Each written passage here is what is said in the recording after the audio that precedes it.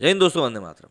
Liberals अक्सर ऐसे तरीके निकालने में लगे रहते हैं जिन तरीके से वो पीएम मोदी को नीचा दिखा सके या कोशिश कर सके कि उनको कैसे डिफेम किया जा सकता है। क्योंकि ये लोग पढ़े लिखे तबके से आते हैं, इसीलिए ये लोग कुछ इस तरह की बातें करते हैं कि आपको 1 मिनट के लिए तो उनकी बात लॉजिकल लगेगी, लेकिन 6वें मिनट में आपको ऐसा लगेगा कि ये कौन सी बिन सिर पैर की बातें कर रहे हैं।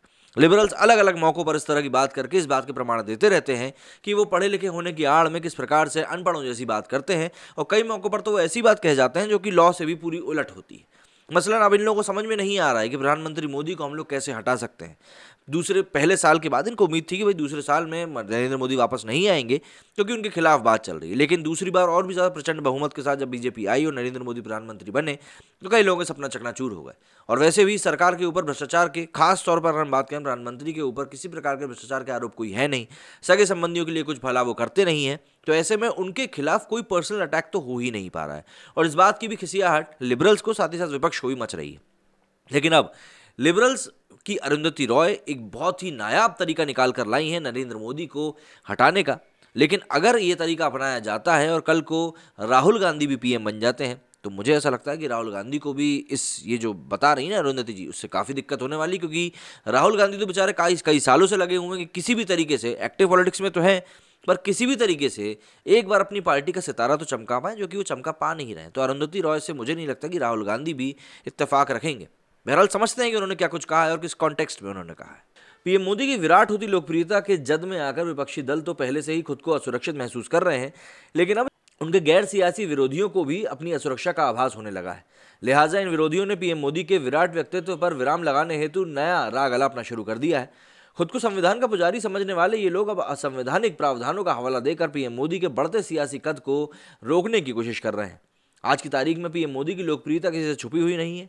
विश्व के हर पटल पर आज पीएम मोदी की लोकप्रियता का डंका बज रहा है, जिसकी बानगी हमें कई मौकों पर देखने के लिए मिलती है।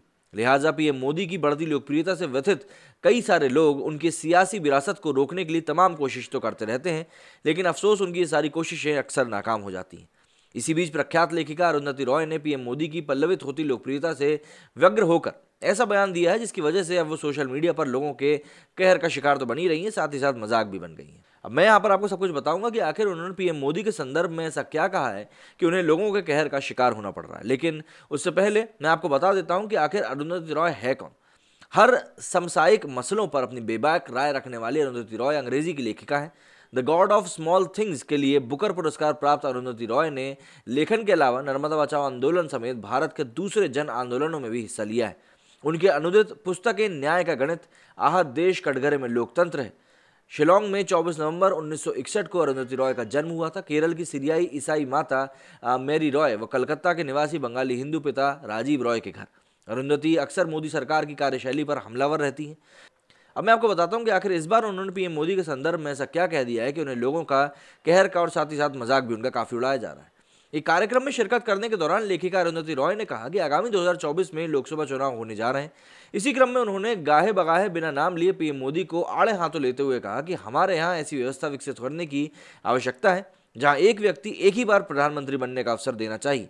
उन्होंने आगे कहा कि एक व्यक्ति को एक ही बार प्रधानमंत्री बनना चाहिए, वरना ये व्यवस्था और ज़्यादा खराब हो सकती है। ये वीडियो मैंने ट्विटर के ऊपर रिट्वीट करके रखा है, आप चाहे तो वहाँ जाकर देख सकते हैं। उन्होंने आगे कहा कि जब हम एक व्यक्ति को बार बार प्रधानमंत्री पद के लिए खड़ा करते हैं, तो इससे हम राजतंत्र को स्थापित करने की कोशिश करते हैं।